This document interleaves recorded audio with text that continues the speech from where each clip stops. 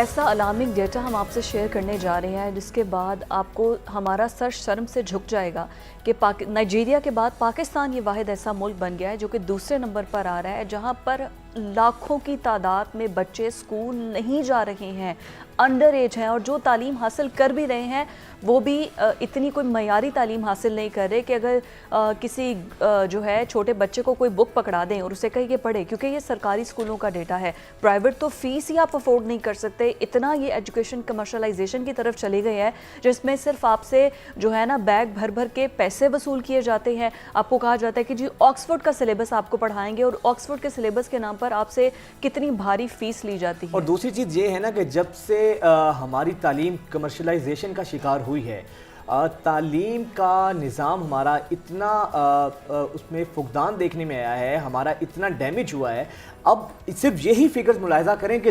2,20,00,000 بچے زیور تعلیم سے آراستہ ہی نہیں ہیں، سکولز ہی نہیں جا رہے ہیں، 1.5 کروڑ بچیاں ہیں جن میں 1.5 کروڑ بچیاں ہیں۔ یہاں سے ہم دیکھ سکتے ہیں کہ اس ڈیٹا کی بنیاد پر کہ ہمارا مستقبل کہاں پر جا رہا ہے، کس جانب، اور ہمارے حکمرانوں کی پریورٹیز میں تعلیم ہے ہی نہیں ہے۔ پہلے بجٹ آپ دیکھ لیں، تعلیم کا بجٹ کتنا ہوتا ہے، یہاں صحت کا ہے آپ کا 2.7 اور تعلیم کا ہے 2.5، اور باقی ڈیفنس کا، باقی چیزوں کا اگر آپ ڈیٹا کی بات کریں تو وہ اربوں کھربوں روپیہ ہوتا ہے۔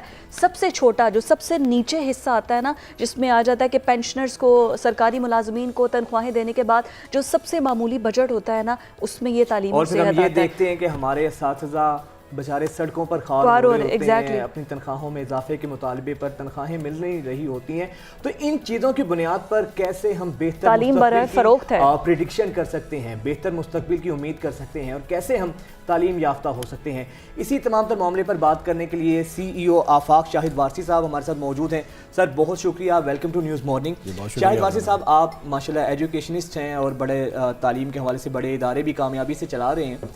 سر کیا وجہ ہے ہمارے حکمرانوں کی پریورٹیز میں ہی تعلیم نہیں ہے، یا پھر ہم ابھی تک سنجیدہ ہی نہیں ہے کہ ہم نے ایک، یا ہمیں یہ لگتا ہے کہ ہم بغیر تعلیم کے بھی کوئی ترقی یافتہ اقوام میں اپنا شمار کر سکتے ہیں؟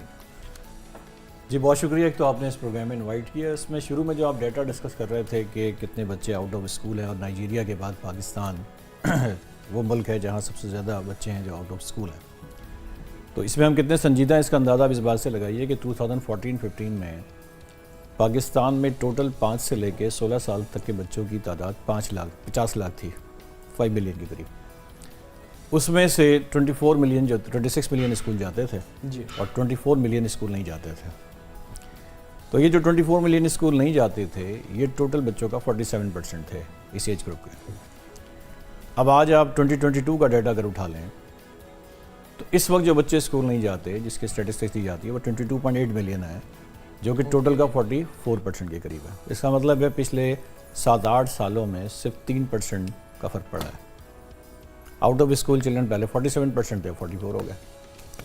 اس کا مطلب ہے یہ اس رفتار سے اگر آپ چل رہے ہیں، اور یہ کسی پلاننگ کے نتیجے میں نہیں ہوا، تو اگلے 50 سال میں بھی پاکستان کا لٹریسی ریٹ جو ہے وہ 100% نہیں ہو سکتا۔ تو یہ تو ان بچوں کا معاملہ ہے جو کہ اسکول نہیں جا رہے، اور ان کو لانے کے لیے کیا ایفرٹ ہو رہی ہے، اس ایفرٹ کا اندازہ آپ ان 7-8 سال کے ڈیٹا سے لگا لیجئے کہ پہلے اگر 24 ملین بچے نہیں جا رہے تھے تو اب 22.8 ملین نہیں جا رہا اس کے اندر، تو اس میں کوئی زیادہ فرق نہیں پڑا۔ تو ظاہر اس سلسلے میں تو کوئی سنسیریٹی نہیں ہے۔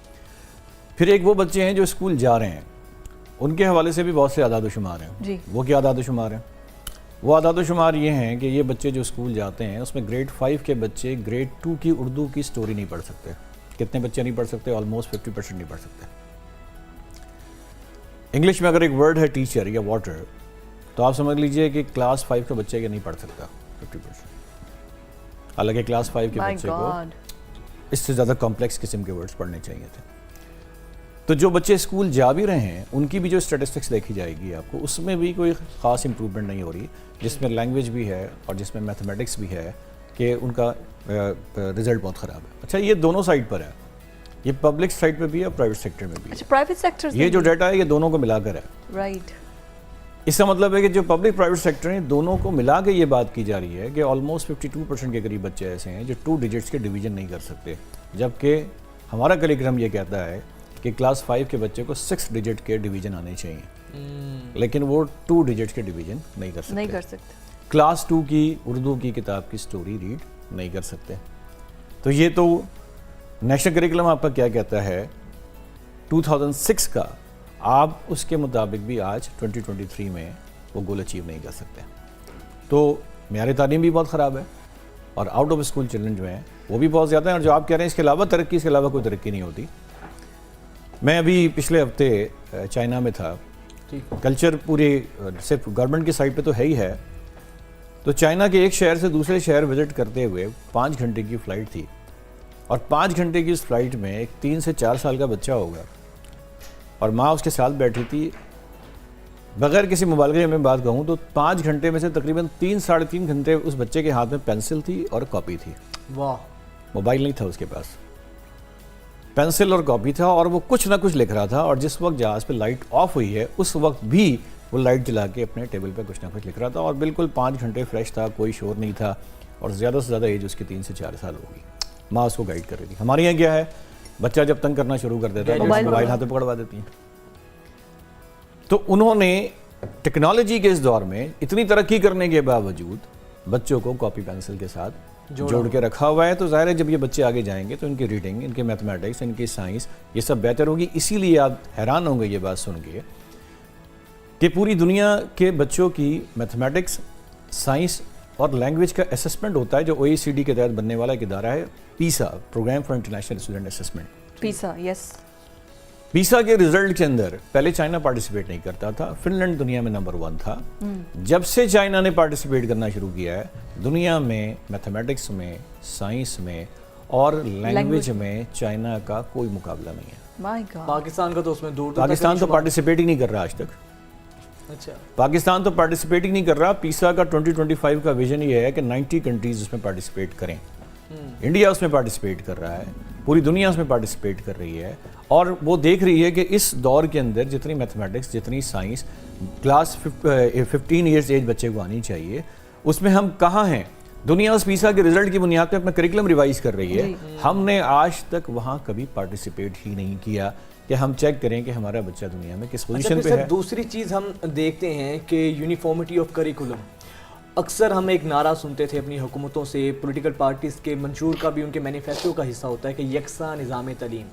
ہمارے ایجوکیشن سسٹم میں یونیفارمٹی ہی نہیں ہے. گورنمنٹ سلیبس کچھ اور ہے، پھر او لیول، اے لیول ہیں، پھر مدارس کا، مسجد کا ان کا ایک اپنا تعلیمی نظام ہے.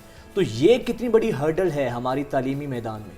اچھا، اس میں ہرڈل سے زیادہ کنفیوژن ہے اور یہ کنفیوژن میرا خیال ہے اس پروگرام میں کلیئر ہونی چاہیے. لوگوں کو کلیئر نہیں ہے. جس چیز کو ہم فوکس کر رہے ہیں وہ یکساں نظام تعلیم نہیں ہے، یکساں نصاب تعلیم ہے. یکساں نظام تعلیم میں تو آپ ایکول اپرچونٹیز سب کو دیتے ہیں. بالکل. یکساں نصاب سے کوئی فرق نہیں پڑتا. کوئی فرق نہیں پڑنے سے مراد یہ ہے، ہم یہ کہتے ہیں جی ہم نے سنگل نیشنل کریکلم بنا لیا. بھائی کریکلم پاکستان میں 2006 میں بھی تھا، کریکلم اس کے بعد 2017 میں ریوائز ہوا، کریکلم اس کے بعد سنگل نیشنل کریکلم آگے 2020 میں ہوا، 22 میں ہوا. نصاب کیا کرتا ہے؟ نصاب آپ کو ایک اسٹینڈرڈ دے دیتا ہے کہ آپ نے میتھمیٹکس میں، لینگویج میں، سائنس میں بچوں کو کس گریڈ پہ کس قابل بنانا ہے. 2006 کا کریکلم یہ کہتا ہے کہ کلاس 5 کے میتھمیٹکس کے بچے کو 6 ڈیجٹ آنے چاہیے. 2020 کا کریکلم کہتا ہے 5 ڈیجٹ آنے چاہیے. تو وہ 5 لکھ دے یا 6 لکھ دے یا 8 لکھ دے، اس کے لکھنے سے کوئی فرق نہیں پڑتا، اس لیے کہ یہ امپلیمنٹ کب ہوگا اور امپلیمنٹیشن والی باڈی کون سی ہے. تو نصاب آپ دنیا کا جتنا بہترین بنا لیں اس سے معیار تعلیم کبھی بھی بہتر اس لیے نہیں ہوگا کہ آپ کا اسسمنٹ کا نظام آپ کے نصاب کے مطابق نہیں ہوتا. سر ایک ہمارے ٹیچرز میں بھی تو وہ ابیلٹی نہیں ہے نا، انہوں نے بھی تو یہی کچھ پڑھا ہے، یہی پڑھ کے تو آگے ٹیچرز بنے. لیکن ٹیچر میں اگر ابیلٹی نہیں ہے تو کس کی وجہ سے نہیں ہے؟ کہ گورنمنٹ آف پاکستان جب آپ یکساں نظام کی بات کر رہے ہیں نا، تو آپ نصاب بنانے کے بعد آپ نے ایک اسٹینڈرڈ تو طے کر دیا. وہ نصاب پہلے بھی خراب نہیں تھا. پاکستان کا نصاب ٹھیک ہے، ہمیشہ سے ٹھیک ہے، لیکن اس نصاب کو 90% سے زیادہ پاکستان کے ٹیچر نے پڑھا ہی نہیں ہے. جی جی جی. انہیں نہیں پتا سائنس کے وہاں میمورائزیشن ہے. انگلش کا ٹیچر جا رہا ہے میمورائز کروا رہا ہے، اردو کا ٹیچر جا رہا ہے میمورائز کروا رہا ہے. آپ جسٹ امیجن کریں کہ میں اکثر پروگرام میں پوچھتا ہوں لوگوں سے کہ آپ ایک لینگویج انسٹیٹیوٹ میں ایڈمیشن لیں اور وہاں آپ 10 سال تک لینگویج سیکھیں اور پھر اس لینگویج انسٹیٹیوٹ سے آپ کو سرٹیفکیٹ ملے اور پھر آپ نہ انگریزی میں بول سکتے ہو، نہ سمجھ سکتے ہو، نہ لکھ سکتے ہو، تو آپ حیران ہوں گے یہ کون سا لینگویج انسٹیٹیوٹ. حیران ہوں گے نا. بھائی گریڈ 1 سے گریڈ 10 تک بچہ انگلش پڑھتا ہے نا اسکول میں، English as a subject introduce کرایا ہوا ہے نا آپ نے. लैंग्वेज इंट्रोड्यूस है उर्दू हो या इंग्लिश, उसका क्या पर्पज है? Listening, speaking, reading, writing. Yep. जब आप फेल भी नहीं होते और आप पास भी हो जाते हैं और आप बोल भी नहीं सकते, आप सुन भी नहीं सकते, तो आप पास होते किस चीज में? इसका मतलब है वहां निसाब के लेवल फोकस नहीं है कि रीडिंग का ये गोल अचीव करना था, राइटिंग का ये गोल अचीव करना, वहां तो मेमोराइजेशन है, उर्दू में मेमोराइजेशन, मैथमेटिक्स में मेमोराइजेशन, साइंस में मेमोराइजेशन। तो आप मेमोराइज करा के बच्चों को पास करते हैं। गवर्नमेंट की तरफ से कोई चेक एंड बैलेंस नहीं है। बनाया हुआ है हमने उसे सिर्फ एक सब्जेक्ट की तरह ट्रीट करे, एक लैंग्वेज की तरह। कोई बॉडी नहीं है जो ये चेक करे कि ये निसाब के गोल अचीव हुए कि नहीं हुए। कोई बॉडी नहीं है जो चेक करे कि टीचर्स पढ़ा सकते हैं कि नहीं पढ़ा सकते। कोई बॉडी नहीं है। मतलब मैं आपको एक हैरानकुन डेटा देता हूँ, पेरेंट्स भी सुन रहे होंगे, स्कूल भी सुन रहे होंगे। जब आप प्री नर्सरी में अपने बच्चे को एडमिशन कराते हैं और प्री नर्सरी से ग्रेड 8 तक वो बच्चा स्कूल में पढ़ता है, तो ये 10 ईयर 11 ईयर के करीब एज हो गई। इस पूरी एज में वो बच्चा अपनी जिंदगी का सिर्फ 10% टाइम है जो स्कूल में गुजारता है अपनी लाइफ। वो 10% टाइम भी आप समझ लीजिए कि टोटल टाइम क्या होगा, वो तकरीबन 6-7 हज़ार घंटे बनते हैं। अब हम उस स्कूल लाइफ में ये सारे सब्जेक्ट्स जो मिलाएं तो 56-57 सब्जेक्ट्स पढ़ते हैं। 9000 के करीब लेसन हैं जो लेसन पीरियड होते हैं स्कूल में। सीखता क्या है वो रिपोर्ट सामने आ रही है, 2 डिजिट डिवीजन नहीं कर सकता, उर्दू रीडिंग नहीं कर सकता। तो इसका मतलब है स्कूल में टाइम पाकिस्तान के बच्चों को कम नहीं मिल रहा। दुनिया के बाकी बच्चों को जितना वक्त मिलता है उतना ही पाकिस्तान के बच्चे को मिलता है। लेकिन उस क्लासरूम के अंदर टीचर जाके क्या कर रहा है, कोई ऐसी इंस्पेक्शन बॉडी नहीं है जो चेक करे कि गोल करिकुलम के अचीव हो रहे हैं कि नहीं हो रहे। बाकी दुनिया में इसकी बॉडी होती है, बस्ते भारी हो रही हैं बस, बाकी कुछ नहीं। बाकी दुनिया में क्या होता है, आप बराबर में चले जाएं यूएई, दुबई के अंदर एक बॉडी बनी है 2006 में, उसका नाम है KHDA, knowledge and human development authority. वो क्या करती है, पाकिस्तानी स्कूल है या इंडियन स्कूल है या ब्रिटिश स्कूल है, कोई भी स्कूल है, उस स्कूल के अंदर आप अंदाजा लगाइए कि सिर्फ लास्ट ईयर का डेटा बता रहा हूं, 215 स्कूल हैं दुबई में। ठीक, 215 स्कूलों में से 199 स्कूल के 19,000 क्लासरूम को ऑब्जर्व किया गया गवर्नमेंट की तरफ से। उनके बाद उनके टीचर को इवैल्यूएट किया गया, उनके करिकुलम को इवैल्यूएट किया गया, उसके 6-7 इंडिकेटर्स हैं। फिर बताया गया है कि यूएई दुबई का कौन सा स्कूल आउटस्टैंडिंग है, कौन सा गुड है, कौन सा वेरी गुड है, कौन सा एक्सेप्टेबल है, कौन सा वीक है, कौन सा वेरी वीक है। एक स्कूल के अलावा वीक कोई नहीं है, वेरी वीक। लेकिन ये अमल इसलिए है, गवर्नमेंट ने क्राइटेरिया दे दिया कि करिकुलम के हवाले से दे दिया स्टैंडर्ड, टीचर के हवाले से स्टैंडर्ड दे दिया, प्रिंसिपल के हवाले से स्टैंडर्ड दे दिया। देने के बाद स्टैंडर्ड फारिग नहीं हो गए, इंस्पेक्शन हो रही है, रेगुलर इंस्पेक्शन हो रही है, फीडबैक जा रहा है। वो फीडबैक पब्लिकली अनाउंस होता है, अखबारात में अनाउंस होता है। आप वेबसाइट पे जाके इस वक्त दुबई के किसी स्कूल के बारे में देख सकते हैं कि प्रिंसिपल उसके वीक या आउटस्टैंडिंग है। आप किसी स्कूल के बारे में देख सकते हैं, चाहे आप उसके पेरेंट्स हैं या नहीं है, कि टीचर इसके वीक है या आउटस्टैंडिंग है। किसी स्कूल के करिकुलम के बारे में देखना चाहे देख सकते हैं। तो जिस स्कूल का आप पूरा डेटा लेके पेरेंट्स के सामने रख देते हैं और पेरेंट्स क्या है कि ये रेटिंग में एक वीक स्कूल है, वहाँ एडमिशन नहीं होंगे, तो स्कूल खुद ब खुद अपने आप को। लेकिन सर दूसरी हमारी ऐसी बॉडी नहीं है, हम तो अप टू डेट ही नहीं है, इनहेंस ही नहीं है। दुनिया मेटावर्स और एआई पर पहुंच चुकी है। हमारे तालीमी इदारों में वही फरसूदा, वही सब्जेक्ट्स हैं जो एक चले आ रहे हैं। कोई आइडिया ही नहीं है कि दुनिया अगले 10 साल 20 साल में कहाँ पर होगी। विजन नहीं है ना, सिंसियरिटी का मसला है। देखिए लास्ट मंथ दुनिया का एक सबसे बड़ा बुक फेयर होता है, लास्ट 70-75 ईयर से हो रहा है, उसको कहते हैं फ्रैंकफर्ट बुक फेयर। मैं जर्मनी में था, ये मैं पिछले महीने की बात बता रहा हूँ, 17 के बाद। जर्मनी के इस फ्रैंकफर्ट बुक फेयर में पूरी दुनिया की एजुकेशन की ऑर्गेनाइजेशन स्टॉल लगाती है। आपको पाकिस्तान नाम का कोई एक भी स्टॉल नजर नहीं आएगा, और वहाँ पे अफगानिस्तान के नाम से नजर आएगा। यानी अफगानिस्तान मैंने का है, विजिट पाकिस्तान का नहीं है।